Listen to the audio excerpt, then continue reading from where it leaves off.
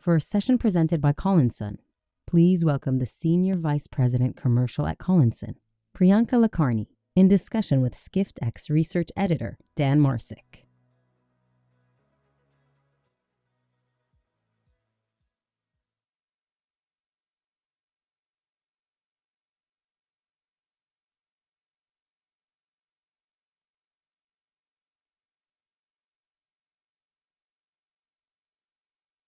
See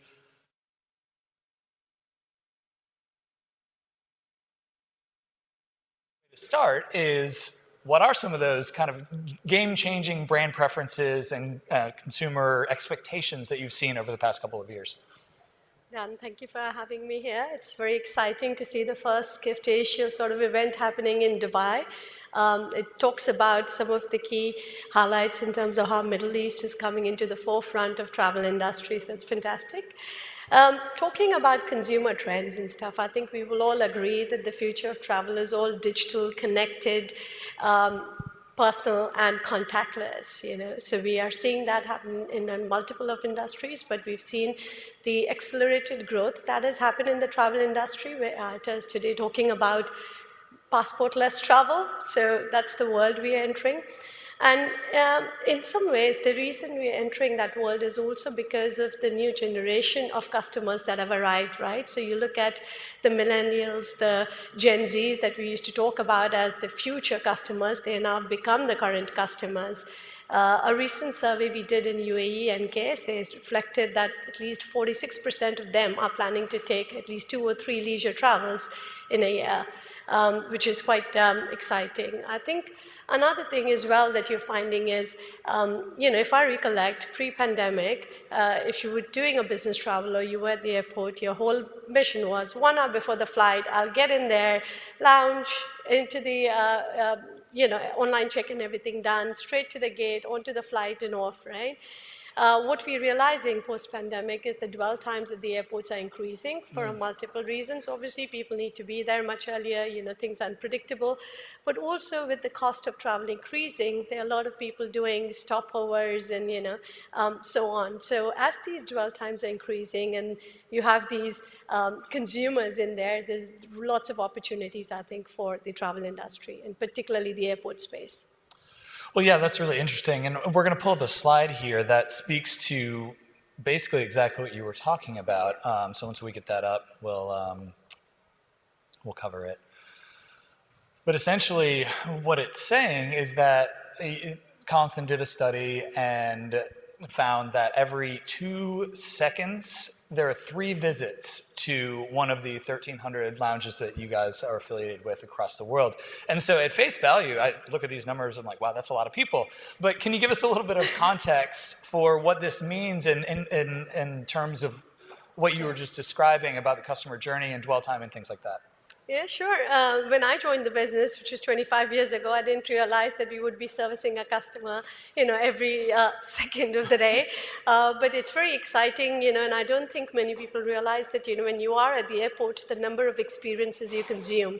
Airports used to be an area where you would just come and check in and then, out into your flights and everything, and they were the boring part of the journey.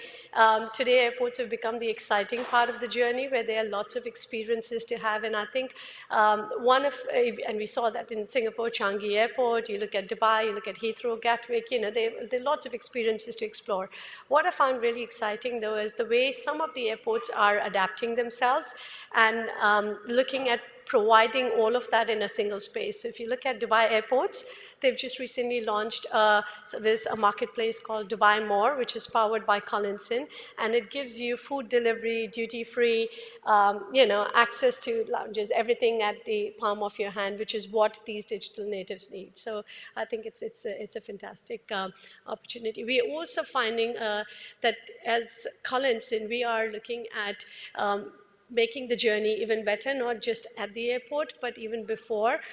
We've recently tied up with Car Trawler, which is one of the largest networks of mobility solutions providers. So whether you want a car rental, different shape, size, prices, and everything, so giving you that choice.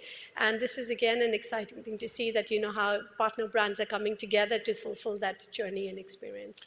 Well, yeah, and that's what I was going to ask you about, is how this is creating opportunities for brands. I think that's really interesting as we think about the journey being more connected and not just segmented out by part of the journey or part of whichever sector you're in. So what are some of those opportunities for brands at this stage, during that part of travel? So, the opportunities, as we discussed, is obviously if you look at particularly brands like airlines, for example, the loyalty programs and stuff, right? As they are changing in terms of the customer base that is changing towards a more leisure kind of base. When you previously talked about frequent flyer programs, they were programs that were directed and designed towards business travelers, right? And we heard just a little while ago that, yes, business travel is coming back, but it's leisure travel that has picked up first. So in that interim, how do you use those opportunities to drive the right behaviors with that segment? And I think what a lot of brands are doing is they are driving that through subscription programs. They're looking at things like unbundling. So unbundling of benefits is another thing that we're seeing, so a premium that people are willing to pay for that service, and then catering to this whole leisure diversified strategy, really. Right, that's really interesting. As you said, it's not just about these changes that we're seeing in a single trip, it's really that consumers themselves are changing overall. So that concept of a diversified loyalty strategy, can you unpack that a little bit and explain what that means and what that might look like? Yeah, and I think diversification is absolutely necessary, and I think that is one of the things the pandemic has taught us, right? And many brands who adapted quite quickly. So if you looked at airlines, when there wasn't any passenger traffic, they moved to cargo. People looked at their programs and looked at monetizing their programs from a point of view as in mortgages against the asset value of their loyalty programs. So it's going to be a big part of it, and I think what we're going to see is having these brands look at a more, not just a personal, but more of a curated experience. So the more you break it down and unbundle and let people choose what's relevant and matters to them is what is going to help a lot of these brands. Also creating this partner ecosystem. So if you looked at a lot of loyalty programs, you always had financial services partner, you had some retail partners and so on. But the emphasis on that ecosystem is even more now.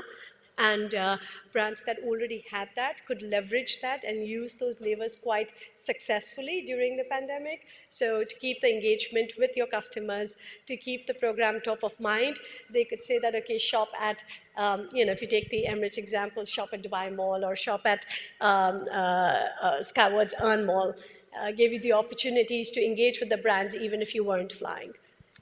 Right, yeah, that's... Sorry. It's one of these things that as travelers we kind of have a personal connection to, because you're right, like the way that you think about loyalty is, it's not just, well, yes, I want to get a free flight or a free hotel room or something like that, but your journey is about so much more than that.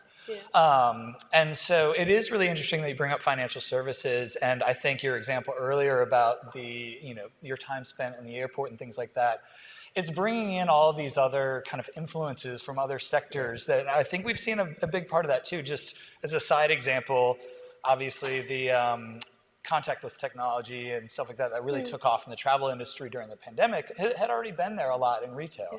So when we're talking about these influences from other sectors and how travel is changing, how is the financial services piece really coming into play, and what does that eventually then mean for loyalty programs? So financial services have always been a very big player in the travel space, and I don't know whether it's a well known fact, but a huge portion of the miles and airline frequent flyer miles that you see are usually funded by financial services brands. So it's either the co-brands or the networks that are usually funding it. What I find interesting is the way these brands have adapted, where during the last 2 years, as programs have had to redesign themselves and rethink themselves, and in some instances even devalue some of the benefits of the points earned, the brands, these financial services brands have come to the forefront, to the rescue in terms of filling that gap that is being created. So now you've got brands sort of giving you tier sort of status. You've got co-brands that are also giving you opportunities to earn double the miles or triple the miles, you know. They're giving you, with Visa Infinite, for example, they have a great program which is about, they have a concierge service for booking your travel as well. So they're really coming into the forefront and really becoming an intricate part of the whole travel ecosystem. And rightly so. I mean, for these companies, the travel spend is one of the most lucrative spend, right? We all know the pressures on interchange and so on. So when people travel and you've got that extra foreign exchange and the kind of disruptions they're seeing with some of the fintechs, you know, so travel is a very important aspect to them now. Right. That's really interesting. So where do we go from here? You know, we covered a lot of ground already in just these few minutes so far. You know, consumer preferences are changing, you know, in the actual, in the moment. The way that we look at, you know, a person as not a leisure traveler or a business traveler, but both and all together. Where can brands start if they haven't already? And if they haven't already, how quickly should they start? Essentially, what advice do you have for everybody as they move forward in this new world? I'm hoping everybody here in this room is already on that journey. You know, I think like you rightly said, Dan, you know, it was something that started a while ago, but it's just the speed at which it's accelerated and the way we've had to respond to these things has changed. So, I mean, to me, you know, I mean, the future consumer that you're dealing with is choice-rich, patience-poor, digital-native consumer. And in order to meet the requirements of this consumer, there is a higher requirement for all of these different brands and verticals to sort of work together to give that seamless experience. So I think, you know, that the attitudes of the past, which was more about, oh, I am an airline and this is what I do, and I am a car rental company and this is what I do. The convergence of all of this is I think, a very big step. Diversification, as we said, you know, it's not just about personalization and saying, but it's giving the choice to the consumer to curate what is relevant to him, and unbundling is, again, a very important part of it. And, you know, we're already seeing that in our program, Priority Pass, as you know. We are looking at, you know, you've got lounge access, but you've also got spas. We've just recently opened up gaming lounge, you know, which my kids are competing to say, okay, where are we going to go? And it looks like it's going to be a distributed journey in the airport with the family sort of splitting up to enjoy the different experiences. Well, yeah, that's great. I mean, anything that I can get my family to the airport earlier is a good thing in my mind. My wife was one of those people, I think she thinks it's a sport to see how close she can get to the boarding door closing before we get on a flight, whereas I like to be at the airport a little bit early. But yeah, Priyanka, thank you so much for joining us. If you guys want more information, please visit collinsongroup.com. And if we've got a couple of seconds left if you want to add anything else, but in the meantime. I'm just looking forward to connecting with a lot of the brands in the region here, and then just seeing how are different ways in which we could work together and complement each other's services. And, you know, also looking feedback to some of the exciting new things we've done at the Dubai airport, the Sleep and Fly Lounge, which actually has bedrooms, not just a sleeping pod, the gaming lounge, which is very exciting. So, you know, but I'd love to hear people's thoughts on these things and see how we can work together. Thank you, Priyanka. And looks like I'll have to get to the Dubai airport a little bit early on the way back. Thanks, you. All right.